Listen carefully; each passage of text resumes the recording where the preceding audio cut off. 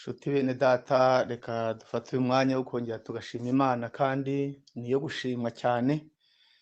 Impamvu idutera kwishima ni icyo yadukoreye mu nama y'agakiza, idutegurira ubugingo buhoraho, nk'uko tubibona mu Efeso igice cya 1 umurongo wa 4, ahatubwira ngo nk'uko yaduturanyije muri we isi itararemwa, kugira ngo tubabere tutariho umugayo imbere yayo. Yagambiriye icyo gihe kera ko tugarurwamo kamere yayo.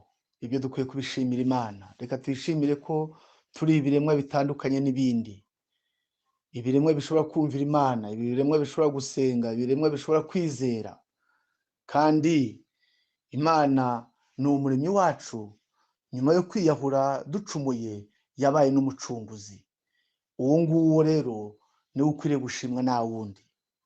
Dukwiriye kuvuga izina rye, kuko kurivuga ntabwo bidukoze isoni. Kandi ijambo ry'Imana igihe ribumbuwe, nta wundi ukwiye kuvugwa uretse Yesu Kristo, we gukiranuka kwacu. Ibi bintu bikwiye kumvikana mu matwi ya buri wese uvuga ko ashaka ubugingo buhoraho. Nimba duhamya yuko turiho kubw'Imana, dukwiriye no kwizera n'agakiza kayo. Kandi igihe tukizera, ntibibe ari ku magambo gusa, ahubwo tukanishimira n'uwo murimo w'Imana mu mitima yacu. Ibyo nibigerwaho, ndagira ngo mbabwire ngo umugambi w'Imana ku bantu uzaba usohoye. Igihe kuremwa bundi bushya bizaba birimo byumvikana ku muntu. Igihe abana b'Imana bazaba bamaze gucengerwa n'ukuri kw'ijambo ry'Imana, kandi rigahindura imitima. Ibintu ibya mbere bikaba bishize nk'uko ijambo ry'Imana ribitubwira ngo dore byose ndabihindura bishya. Natwe tukemera ubwo buyobozi bushya mu mibereho yacu, tuzaba abaneshi nk'uko Yesu yanesheje. Uyu mwanya rero ndagira ngo twongere dufate igihe cyo gushima Imana, tuyisaba ngo iri jambo ryumvikane muri twe. Reka dushime. Mana yacu, uradukunda. Ongera wigaragarize mu ijambo ryawe muri uyu mwanya. Tegura imitima yacu kuryakira, uduhindure umurima mwiza, kandi duhe kwishimira kuyoborwa n'ijuru ku bwa Yesu. Nyuma y'ibyigisho bitandukanye twagiye twiga, kandi kubw'imbabazi z'Imana n'ibishima n'ibindi tuzabyiga, kuko itimanya umwana wayo ikamutanga ku bwacu twese, ntabwo izabura kuduha n'ibyadukiza. Mbese ibyadukiza birenze Yesu Kristo watambwe n'iki? Yatwima iki kindi? Kandi ahubwo twebwe tujya tugaragaza ibimenyetso byo kutita kuri ako gakiza Imana yaduhaye. Twamaze kubona yuko Imana ibabarira, kandi imbabazi zayo ni iz'iteka ryose ku bantu bashaka kuyoborwa n'Imana. Imana yashyize ukuri kwayo ahabona. Ni amahirwe yacu rero kwishimira ubuyobozi bw'ijuru, ubwo Imana yaduhaye byose muri Yesu Kristo. Reka natwe tugaragariza abari mu isi n'ijuru yuko twanyuzwe n'icyo Imana yadukoreye. Tugiye kuganira ku cyisho kivuga ngo kwitegura akaga gaheruka. Kwitegura akaga gaheruka. Abantu benshi bajya bagira n'igitabo cyitwa gutyo, ariko ndagira ngo usabe muvandimwe, ubaye ugifite, ushobora no kuba utagifite, ibyo nicyo bitwaye. Ntabwo kujya mu ijuru bizashingira ku muntu ugifite, cyangwa kutajyaho ngo bishingire ku utagifite. Ahubwo nagira ngo dufatanye gusesengura iryo zina cyitwa. Ntabwo kiriya gitabo aricyo cyiteguye akaga gaheruka, ahubwo ndagira ngo wowe nanjye turebe ko dufite umwiteguro w'akaga gaheruka. Uwo mwiteguro numara kuboneka, tukaba twiteguye akaga gaheruka, ibindi by'ingorane, ibibazo, ahazaza hagoye, tuberekere ishobora byose. Ibyahishuwe igice cya 3 umurongo wa 18. Dore ndakugira inama aya magambo ndashaka kugira ngo tuba ariyo twumvikanaho yonyine. Dore ndakugira inama. Ndetse na Yesaya ubwe yingingiye abayuda arababwira ati Uwiteka aravuze ngo nimuze tujye inama. Kandi inama bari kujya yari gusoza ibyaha byabo bikuweho. Natwe inama y'Imana abantu benshi bamaze kuyifata nk'inama, ariko nta nama y'umwami ibaho. Ijambo ryose ry'umwami ni itegeko. Mbese witeguye akaga gaheruka? Ubuzwa n'iki kutakitegura? Ko Imana ikubwira ngo dore ndakugira inama. Hari inama ngira ngo dusesengure muri uyu murongo. Kandi uyu murongo ibyo uri buvuge nyamuntu uramenye ubyumvire ku murongo wabo. Umwiteguro w'imvura y'itumba ku ipaje ya 3 baratubwira ngo nabonye abasigaye batiteguye ibyenda kuba mu isi. Ubugoryi bumeze nk'ibitotsi nibwo bwibereye mu bwenge bw'abantu b'ingenzi, bigisha kwizera kudafite ubutumwa buheruka. Umurimo ukomeye ukwiriye gukorerwa abasigaye. Marayika aravuga ati ingabo nyinshi z'abamarayika babi zirabagose. Mujejaza ubwenge bwanyu mubuyobya ngo mubushukike vuba bureke umurimo w'umwiteguro. Marayika aravuga ati abakomeye Isabato bakwiriye gupfa ku narijye, kandi ntacyo kwireguza dufite. Mbega amagambo ateye ubwoba. Nabonye abasigaye batiteguye ibyenda kuba mu isi. Ubugoryi bumeze nk'ibitotsi nibwo bwibereye mu bwenge bw'abantu b'ingenzi, bigisha kwizera kudafite. Urumva iryo jambo ribabaje? Ngaho rero twibaze, kwitegura akaga gaheruka ni ukugira igitabo mu rugo, ni ukubivuga ku munwa. Kwitegura akaga gaheruka ntabwo ari ukubwiriza ubutumwa, si ugusengera abarwayi, ntabwo ari ukuvuga indimi, nta nubwo ari ugufasha abababaye, ahubwo ni ukwitegura akaga gaheruka. Kitegurwa gute? Ndongera nsubire mu magambo twagiye tuvuga kenshi. Umwuka wera niwe ugomba kuyobora intekerezo z'abana b'Imana kukuri. Abana b'Imana bakamenya ukuri, ukuri kukababatura, kuko ibyacu byari ko bihamya. Kandi ibyo byanditswe byera biracyavuga uko byavugaga abantu babyanditse icyo gihe, n'uyu munsi ntibiratakaza imbaraga yabyo.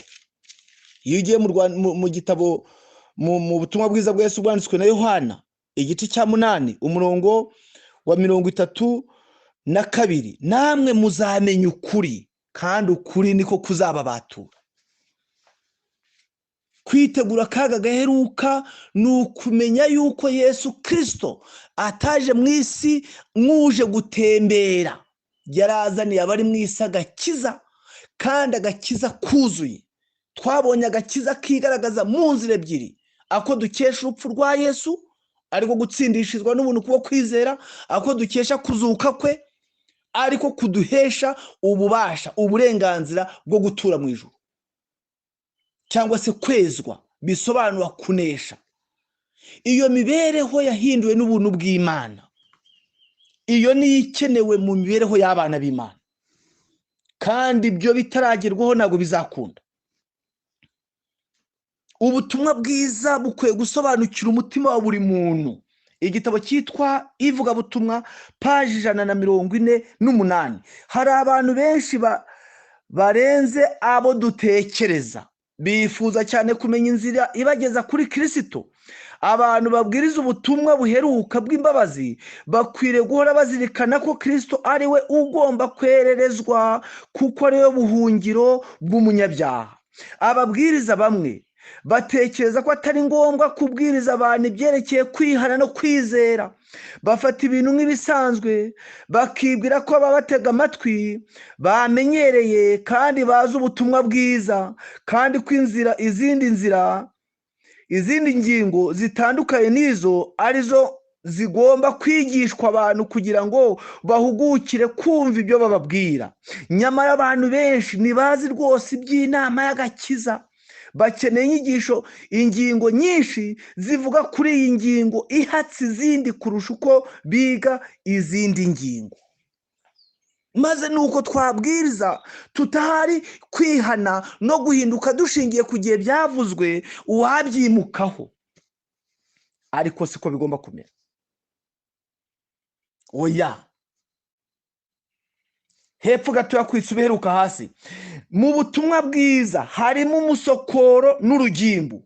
Yesu niwe zingiro rizima ry'ibintu byose. Bityo rero shyira Kristo mu kibwirizwa cyose. Nimureke agaciro ka Yesu Kristo, imbabazi ze, icyubahiro cye bibe ingingo zibandwaho mu bibwirizwa kugeza ubwo Kristo aremerwa mu mitima y'abantu we byiringiro by'ubwiza.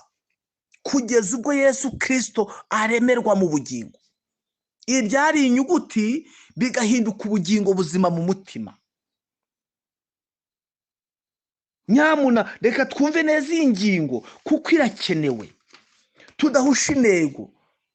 Ngo hari wenda hari ibindi twabwiza ngo abantu bakaduhugukira cyane bagakurikira. Niko hano batubwiye.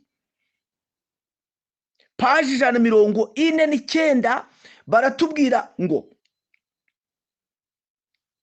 benshi mu bagabura bacu bagiye bapfa kubwiriza badasobanura ingingo runaka. Batanga ibihamya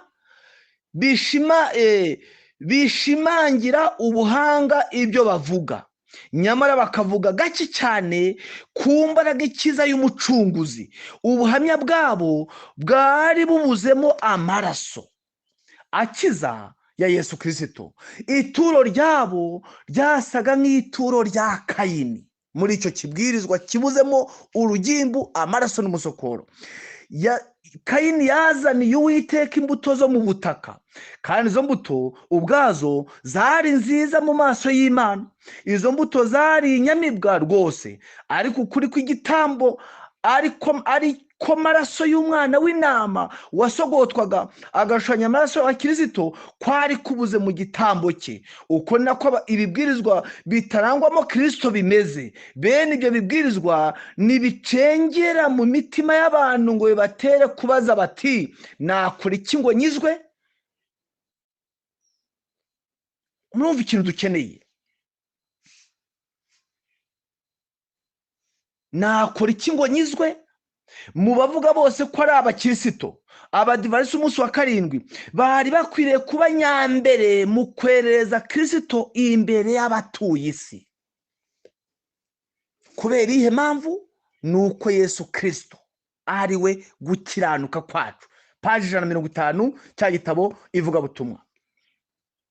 Igitambo cya Kristo cyabaye impongano y'icyaha. Niko kuri gukomeye ukundi koze gushingiyeho, kugira ngo kumvikane neza kandi kunyura imitima y'abantu. Ukuri kose ko mu ijambo ry'Imana uhereye ku itangira ukagera mu byahishuwe kugomba kwigwa mu mucyo umurika uva ku musaraba w'i Karuvari. Mbashyize imbere ikimenyetso kinini kandi gikomeye cy'imbabazi no kugirwa mushya, agakiza no gucungurwa. Icyo kimenyetso ni umwana w'intama ubambwe ku musaraba. Umusaraba niwo ugomba kuba urufatiro rw'ikibwirizwa cyose abagabura bacu babwiriza. Nshuti mwene data, hari ukuri kw'ingenzi gucengera mu mutima, Kristo akaremerwa mu bugingo bw'ukumva. Abantu bakagira imitima ishima Imana, bakava mu bwinanirwe, bakava mu ntege nke, bakava mu guhora batsindwa, bakibaza nimba nta gutsinda kujya kubaho. Kandi Imana yateguye uburyo bwose bwabageza ku gutsinda. Iyaba twabyemeraga byashoboka. Umwiteguro mva yitumba ku ipaji 8.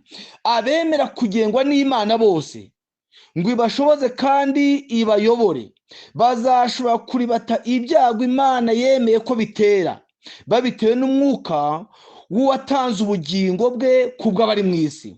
Ntabwo bazongera guhagarara mu bwinanirwe bagamije ibyo badashobora gukora, ahubwo bambaye intwaro z'ijuru bakabuze bajye ku rugamba, bahagararira gukorera Imana bashize amanga, bazi neza ko ubushobozi bwayo buzabaneshereza. Iyo niyo ngingo y'ingenzi. Uko niko kuri. Abafitiye umutima rero, Ibyahishuriwe 13:8 hatanga igisubizo. Abari mu isi yose bazayiramya keretse umuntu izina rye byanditse mu gitabo cy'ubugingo. Uwo wenyine. Nushaka ukundi kuri gutindeho kwibaza ngo ni iki gituma umunyabyaha ahinduka umukiranutsi bigashoboka. Kandi Imana yacu uko kurera gutanze igushyira habona. Umunyabyaha agomba guhishurirwa Kristo, akamenya ko ari umukiza wamanitswe ku musaraba azira ibyaha by'ab'isi. Iyo tumaze kumwitegereza ku musaraba w'i Kaluvari, ibiyoberana by'agakiza birahishuka. None mwene data, mbese ubugingo bwawe bwari Yesu Kristo yari yaburemerwamo? Bitaramera gutyo haracyari ikibazo. Ibibwirizwa bindi ngo ni nko gutamba igitambo cya Kayini, ngo cyari cyiza mu maso y'Imana, ngo ariko nta maraso yarakirimo. Iyo ngingo irakomeye. Hari ibintu bitatu bigomba kumvikana kugira ngo rya zina rya cya gitabo risobanuke. Kwitegura akaga gaheruka. Icya mbere ni ukwihana no guhinduka, aribyo tumaze iminsi twigaho. Uko kwihana no guhinduka ni umurimo wa Mwuka Wera ukuyobora. Ntabwo ari ikibwirizwa cy'umuntu, nta nubwo ari uburyoza bw'umubwiriza butuma abantu bava hamwe bajya ahandi, ahubwo ni uguhinduka k'umutima. Uko guhinduka k'umutima nta yindi mbaraga igutera, ni ya yindi iva ku musaraba w'i Kaluvari igatera umunyabyaha kwihana no kuzinukwa icyaha. Ubwo ubuntu bw'Imana bukora bute? Reka babwire ko ubuntu bw'Imana ntabwo bushingiye ku kuganira iby'Imana. Abantu benshi aho hantu bajya bahagwa bakavuga bati ubwo turimo tugenda tuganira iby'Imana buriya ibintu biragenda neza. Oya, kuganira iby'Imana siko gukorerwamo n'umurimo w'ubuntu bw'Imana. Oya, icyo kintu cyumvikane, kuko abantu benshi nanone bajya bahajya. Iyo usomye muri Luka igice cya 24 umurongo wa 13, ubutumwa bwiza bwa Yesu bwanditswe na Luka igice cya 24 umurongo wa 13, nuko munsi babiri muri bo bajyaga mu kiraro cyitwa Imawusi, nuko baganira ibyabaye byose. Bakiganira babazanya, Yesu arabegera ajyana nabo, ariko amaso yabo arabuzwa ngo batamumenya. Arabaza ati, maragenda mubazanya ibiki? Reka twumve ibyo bagendaga baganira. Bahagarara bagaragaje umubabaro. Umwe muri bo witwaga Kiliyopa aramusubiza ati, mbese ni wowe wenyine wo mu bashyitsi b'i Yerusalemu utazi ibyabaye muri iyi minsi? Arabaza ati, ni ibiki? Bati, ni ibya Yesu w'i Nazareti, wari umuhanuzi ukomeye mu byo yakoraga n'ibyo yavugaga imbere y'Imana n'imbere y'abantu bose. Kandi twavuganaga uburyo abatambyi bakuru n'abatware bacu bamutanze ngo acirwe urubanza rwo gupfa bakamubamba. Ngibyo ibintu bagendaga baganira. Kuganira ibya Yesu, kuba abantu basuranye, kuba abantu bari mu itsinda runaka bakaganira, ntibisobanuye ko ari ku buntu bw'Imana bukorera mu mutima. Ntabwo ari cyo bivuga. Utazagwa mu rujijo muvandimwe, si icyo bisobanuye, kuko abantu barabiganiraga. Ariko Bibiliya ikubwiye ko babiganira bava he bajya he? Mbese barabiganira bagiye Yerusalemu? Igisubizo ni oya. Barabiganira bahava, kandi barabiganira bababaye, barabiganira batishimye, barabiganira batazi Yesu. Umurimo w'ubuntu bw'Imana ukora gute mu mutima? Uziga igitabo cy'umugenzi uzabona ubuhamya bwitwa amagambo. Umurimo w'ubuntu bw'Imana ntabwo ari ukuganira iby'Imana, nubwo wari umwe mu migabane ibigize, ariko ni umurimo w'Imana ukorerwa mu mutima, ntabwo ari ukorerwa ku munwa. Ubuntu bw'Imana bwigaragaza mu nzira zitangaje, bugeza umunyabyaha ku gutsinda, kandi iyo ntsinzi itabonetse ibindi byose abantu baba bavunika. Umurimo w'ubuntu bw'Imana ntabwo ushingiye ku kuba abantu basoma. ntabwo aricyo bishingiyeho. Tubonye ko bariya mbese abantu tubonye ko bari abigishwa ba Yesu, urimo urareba ugasanga umurimo w'ubuntu bw'Imana warakorewe umutima wabo. Oya, kandi baraganira ibya Yesu, barabiganira, ariko barimo barava i Yerusalemu, barimo baragenda bagaragaje umubabaro, barimo baravuga nabi. Kubiganira ushobora kubyuzuza mu bwonko ukagira ngo niko kuri, ariko siko kuri. Umurimo w'ubuntu bw'Imana ukora gute? Kigiye cyumvikana, kuko nikitumvikana abantu bazisanga mu murongo batatekerezaga. Iyo usomye igice cya 8 cy'ibyakozwe n'intumwa, uzabona amagambo akomeye cyane uhere ku murongo wa 26, igice cya 8 cy'ibyakozwe n'intumwa, ugakomeza icyo gice cyose, uzasanga ku murongo wa 28 hari umuntu witwaga Inkone wavaga i Yerusalemu arimo agenda, kandi icyo gice kitubwira ko atagendaga gusa acecetse, ahubwo yagendaga asoma igitabo cy'umuhanuzi Yesaya. Gusoma rero ukajya kubona umuntu yicaye iwe, wenda akazi nagaheruka kukabona, wenda se ari mu rugo, wenda se arumva afite intege nke, wenda se yabuze abakiriya, impamvu ni nyinshi, agafata igitabo agasoma akagira ngo ubwo ni umurimo w'ubuntu bw'Imana urimo gukora mu mutima we. Oya, uyu nawe yasomaga igitabo cya Yesaya, ariko ikibazo, mbese ibyasomaga arabyumvaga? Nusoma hepfo, hoya, ntabwo yabyumvaga. Imana ihagurutsa Filipo, arahaguruka aragenda, nk'uko Yesu yasanze abigishwa bajya Emawusi, agasoza iby'Imana byumvikanye mu mitima yabo. Aragenda yegera Inkone arayibaza ati, ibintu uri mu gusoma urimo urabyumva? Ati, nabyumva se, mbibyiwe nande? None se kuki utabireka? Kubireka nabyo byananiye. Umurimo w'ubuntu bw'Imana iyo ugeze mu mutima utera umuntu kwanga icyaha no gukunda Yesu Kristo. Kandi reka tumukunde, rega tubonye ko ari gakiza kacu, niwe gukiranuka kwacu. Ibindi bibwirizwa byose bikwiriye gushingira kuri iyo ngingo. Abanyabyaha bakamenya Kristo, niwe wenyine ukomeza umutima w'umuntu ucogoye, niwe wenyine ufasha abantu igihe bari mu bibazo, n'abababwirije badashobora kubageraho, n'iyo babageraho ntabwo babapfiriye, nta n'icyo bashobora uretse kubabwiriza. Ahubwo ushobora kwisanga baguciye intege, cyangwa se rimwe n'imwe bagutereje ibyiringiro mu mutima, bagahutira gushidikanya. Ibyo birashoboka byose, nk'uko hari n'abazakizwa nabwo binyuze mu bibwirizwa by'abantu b'Imana. Ariko reka tuvuge uwapfira bari mu isi tudahari, akambara ubusa ku bwawe nanjye, wa wundi uzahunga mugahungana, wa wundi uryama ku gitanda akaba kuri iruhande ari umuhumuriza. Mbega uwo nguwo ko ari dukwiye kuvuga, kandi uwo ni ibyiringiro byacu. None se dukwiriye kurekeraho nituvuga uwo nguwo wanesheje? Ninde utamuvuga? Ninde utavuga uwo nguwo gukiranuka kwacu? Ariko reka dushimire Imana ko imbabazi z'Imana ziriho ku bwacu.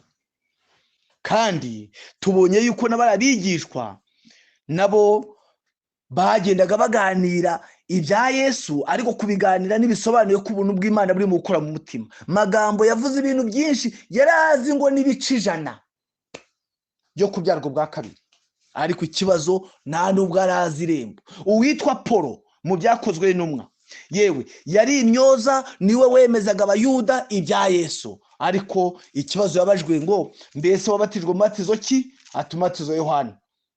Ntabwo dusanga aganira na Pawulo bigasoza avuze ngo uretse no guhabwa umwuka wera ntituranumva ko yaje. Unyumvire, inkuru za Pentekote araho zitageze, uretse we kuganira ibya Yesu gusa, warangiza ubuntu w'Imana utakorwa mu mutima, ibyo si cyo bivuze. Gusoma ibitabo nyamara utemera ko umurimo w'ubuntu bw'Imana ukorera mu mutima, ibyo si ukuri. Ubyumve neza, nushaka ushidikanye cyangwa se ubyibazeho, umurimo w'ubuntu bw'Imana ufite indi ntego n'amahame ugenderaho, kandi aho bigeze birashoboka. Tito igice cya 2 umurongo wa 11. Igice cya 2 cya Tito umurongo wa 11. Ubuntu bukiza bugaragarira abantu bose uko bwari bwo, kuko ubuntu bw'Imana buzana abantu bose agakiza bwabonetse. bumaze kuboneka bukora iki? Butwigisha kureka kutubaha Imana n'irari ry'iby'isi, bukatwigisha kujya twirinda dukiranuka twubaha Imana mu gihe cya none, dutegereje ibyiringiro by'umugisha ari byo kuzaboneka k'ubwiza bwa Yesu Kristo ari we Mana yacu ikomeye n'umukiza, watwitangiye kugira ngo aducungure mu bugome bwose kandi yuhagirire abantu kugira ngo babe ubwoko bwe bwite bugira ishyaka ry'imirimo myiza. Umurimo w'ubuntu bw'Imana wigaragaza ute? Uca icyaha mu bugingo ugatuza mu muntu amahame y'ijuru. Iyo ngingo rero nayo igomba kumvikana, abantu bakayisobanukirwa. Iyo maze kumvikana, umutima utakirega icyaha kitagishinja umuntu, Abaroma 8 harasobanutse ngo abari muri Kristo Yesu nateka bazacirwaho, kandi ibya mbere babishize, kuko iby'amategeko yananiwe gukora kubw'intege nke za kamere, Imana yabisohoje ubwo yatumaga umwana wayo ufite ishusho y'ibyaha ngo acire ibyaha bya kamere iteka. Kandi umurimo w'ubuntu bw'Imana utera umunyabyaha kongera gusubiza amateka y'inyuma, akajya gukosora ibyo yangije, agasaba imbabazi abo yahemukiye, agasubiza abantu ibyo yatwaye, kuko ntabwo agishyigikira icyaha mu bugingo. Umurimo w'ubuntu bw'Imana kandi aho bugeze muri Zaburi 32 umurongo wa 1 n'uwa 2 ukigira hasi, Dawidi umwe mu banyabyaha ruharwa niwe wavuze ngo hahirwa ababara ibicumuro bye, ibyaha bye bigatwikirwa. Hahirwa umuntu w'iteka atabaraho icyaha. Uwo ni umurimo w'ubuntu bw'Imana. Aho rero ndagira ngo twumvikane, uwo ni umugabane wa mbere watubwiraga kwitegura akaga gaheruka. Ingingo ya kabiri yo kwitegura akaga gaheruka ni ingingo itubwira ibyo guteganyiriza ahazaza. Guteganyiriza ahazaza. Ubutumwa bwatoranijwe umugabane wa kabiri ku ipaje 263. Baratubwira ngo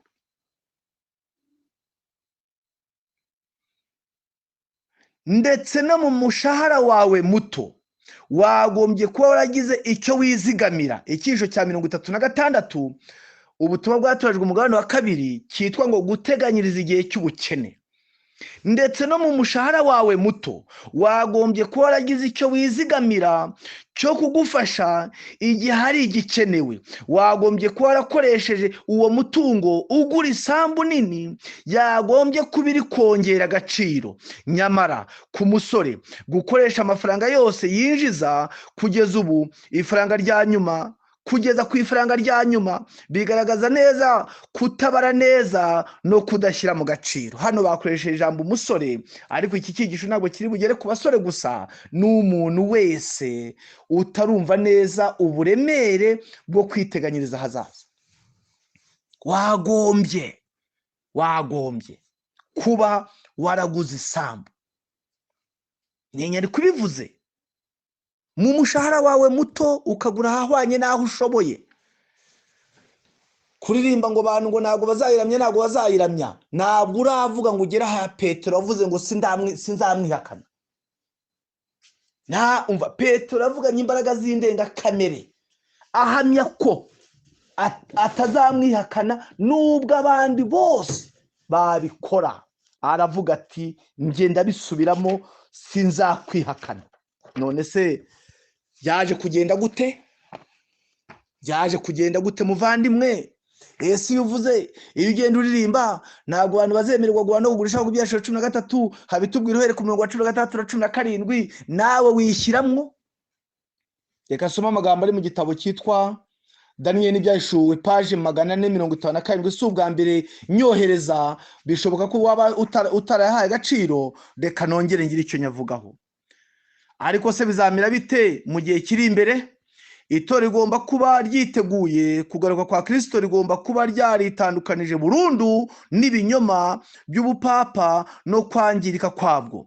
Hagomba kubaho ivugurura ku bijyanye n'ingingo y'isabato. Marayika wa gatatu wo mu byashiro 14 atangariza abantu amategeko y'Imana, akabayobora ku isabato y'ukuri aho gukurikiza isabato y'imimbano.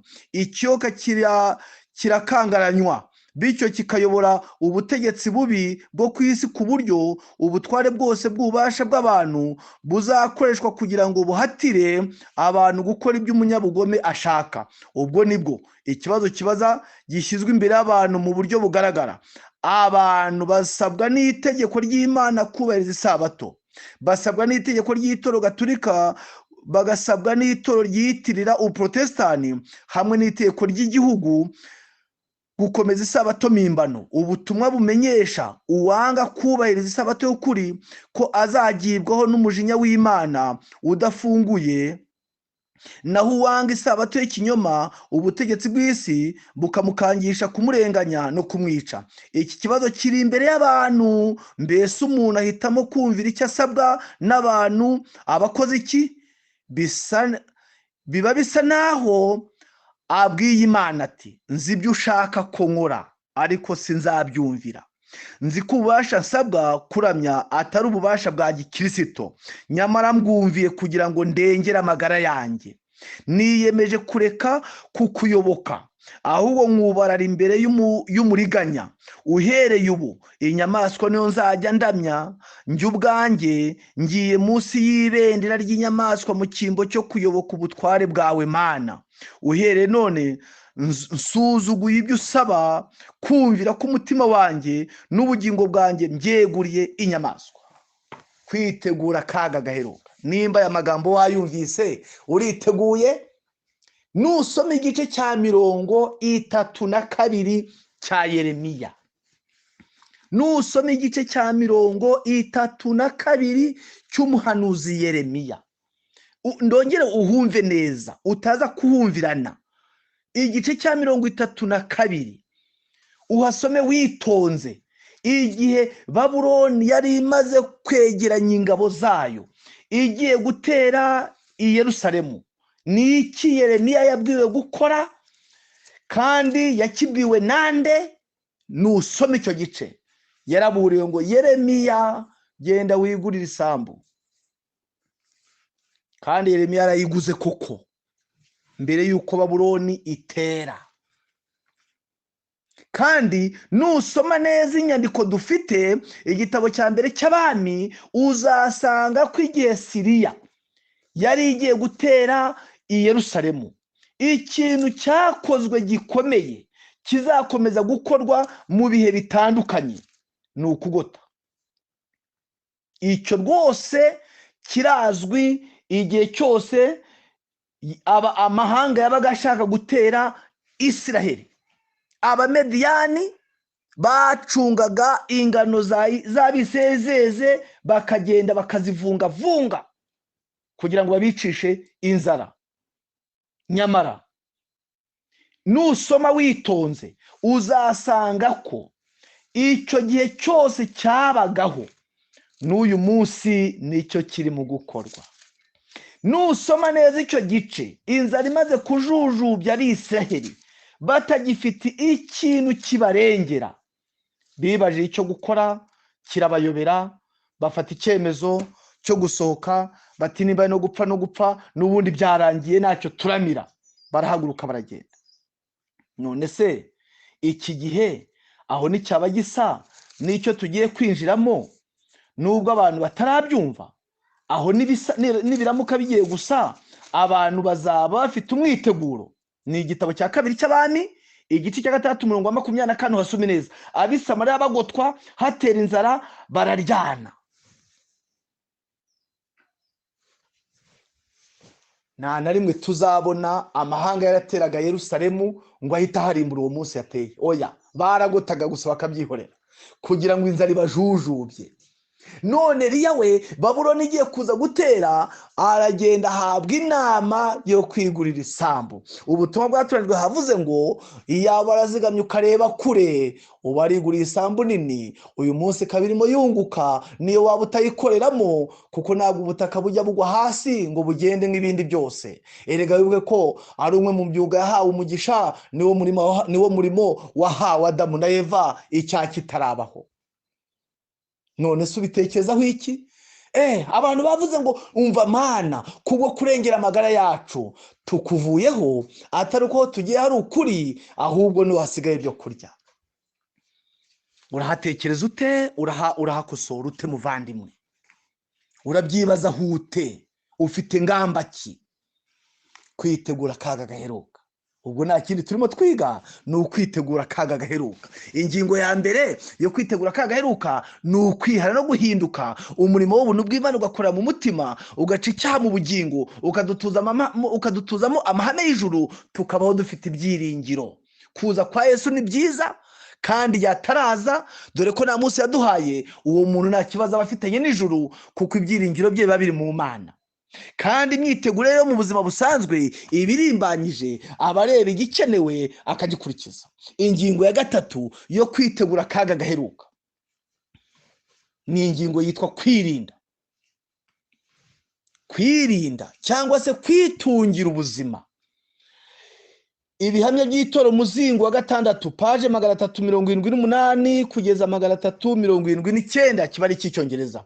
Uwiteka yanyeretse ko abantu benshi bazakizwa uburwayi bw'umubiri, ubw'ibitekerezo, kandi bakava mu buyobe bubatera kwica amategeko y'Imana. ibyo bizagerwaho abantu nibashyira mu bikorwa ivugurura rigamije gutuma bagira ubuzima bwiza. inyigisho zibyerekeye n'amahame y'ivugurura ku byerekeranye gufata ubuzima zizatambuka. ibitabo bizandikwa nshuti, kugira ngo rwose iyo ngingo yumvikane, kandi abarwayi bazakizwa kandi bagira ibyishimo, bazamurikirwa n'umucyo. nimba wumva ibyahishuriwe 13 ari ihame koko, uhereye ku 13 na 17, ukaba wumva ari ihame, Uwiteka araguha inama ikurikira. araguha inama nyamuna yo kureba neza icyatuma washobora kuba kumenya ubuzima bwawe uko buteye, ukabusobanukirwa, ukamenya icyo ukenewe. bitabaye ibyo, abantu benshi bagiye guhusha intego. ubutumwa bwatoranijwe umugabane wa 2, paje 234. uhoraho yatanze ibyatsi bimwe byoroheje byo ku gasozi, akenshi bigira umumaro, kandi yaba buri muryango wose wari warigishijwe uburyo bwo gukoresha ibyo byatsi mu gihe cy'uburwayi, imibabaro myinshi yakwirindwa, kandi nta muganga wakenerwa guhamagarwa. uranyumvira? uhoraho yatanze umucyo ku kijyanye no kwitungira ubuzima. twarakererewe ariko ntirirarenga. none se ubu turimo turabikoraho iki nk'abantu? noneho tumaze kumva ko hari igikenewe, turimo turabikoraho iki muvandimwe? paje 236. ku byerekeye ibyo tugomba kwikorera ubwacu, hari ingingo isaba kuzirikanwa kuzirikananwa ubushishozi no kwitonda. ngomba kwimenya njye ubwanjye. igihe cyose ngomba kuba umunyeshuri ushaka kumenya uburyo bwo kwita kuri iyi nyubako ari wo mubiri Imana yamaye, nkawubungabunga kugira amagara mazima. ngomba kurya ibintu bizanira umubiri wanjye akamaro, kandi ngomba kwitonda mu buryo bwihariye butuma imyambaro yanjye iba iteye ku buryo ituma amaraso atembera neza. paje 237 hakurya. ngomba kugira ubwenge bwo kuba umurinzi udahemuka w'umubiri wanjye.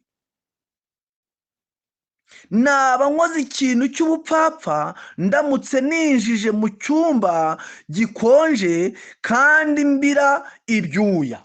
mbese hano bashaka kutwereka ko umuntu wese agomba kuba muganga w'umubiri we, ukisuzuma, ukiyandikira imiti, ukongera ukajya kwifata ibizami, ukaba n'umuganga w'umuryango wawe kuba ufite. turimo turatekereza iki? nawe uzemerwa kugura no kugurisha. isi urimo ukenera ndimo nyenera, yo ntabwo ikidukeneye. icyo cyumvire ku murongo wacyo. turayikeneye, ntabwo ikidukeneye. uyikeneye itakigukeneyeyo. kandi uko niko kuri. kubera ko kuraturuka mu ijambo ry'Imana. Ushobora gutinda kubyemera, ariko twaratinze cyane. None mwene data, ese nagikwiriye guhinduka kugira ngo dufate icyemezo cy'ubugingo bwacu? Kandi birashoboka. Dukwiriye kwakira umucyo uva ku ntebe y'ubuntu. Kubera iki? Kwa kubona ubutaka niho uzabona ya miti, niho uzashobora gukoresha amaboko yawe, niho uzashobora gushimira Imana uko irimo ukuza imyaka yo mu butaka bwawe. Ntabwo ibi byose abantu bose bazabishobora. Hari abatigenga, hari n'abadafite ubushobozi. Ibyo nibyo byumvikane. Ntabwo abantu bazajya mu ijuru kubw'impamvu z'uko bujura akantu kose, ariko kubaha Imana kwabo hari ibizabagora. Cyo kora bizagerwaho, ariko bibasaba imbaraga batagombye gukoresha iyaba mbere hose bararebye kandi bakuzuza icyo Imana yabasabaga. Turi ku cyiciro cyitwaga kwitegura akaga gaheruka. Kwihana no guhinduka n'ubutungane bw'ijuru. Kuba uri umuntu ufite aho ukorera kandi ukaba umaze kumenya kuba umuganga w'ubuzima bwawe. Kandi inyandiko zacu zirabivuga. Ugenda ufata igitabo cy'inama ku mirire n'ibyo kurya, kiraguha umurongo muzima ugenderwaho. Tangira ubirebe rero, tangira ubyimenyereze. Reka uyu mwanya dushimire Imana ko ntacyo yatwimye, mu byaremwe byose ntacyo gutabwa, ariko ntitwongere gukomeza kuba abahakanyi. Kandi n'ubushobozi butuma dukenera isi burimo buragenda burangira. Nimba utareba, hihanganeho muri uzarora. Imana idufashe kugira ngo tugaruke ku isoko. Ubutumwa bwa Marika wa mbere budusubiza ku irema. Kandi ubwira Laodikiya ni inkomoko y'iby'Imana yaremye. Reka buri wese abe indahemuka ku ijambo ry'Imana kandi yishimire kuyoborwa naryo mu izina rya Yesu. Tugushimiye Imana ko wongeye guhagarikira ijambo ryawe. Komeza gufasha ubwoko bwawe kugira ngo tugire umwiteguro ukwira abana b'Imana. Ibyo byose ntabwo twabyishoboza. Yesu mwiza wazutse ukaba uri ku ntebe y'ubuntu, ubishoboze buri wese, udukure mu mutima w'ubuhakanyi. Ku bwa Yesu, amen.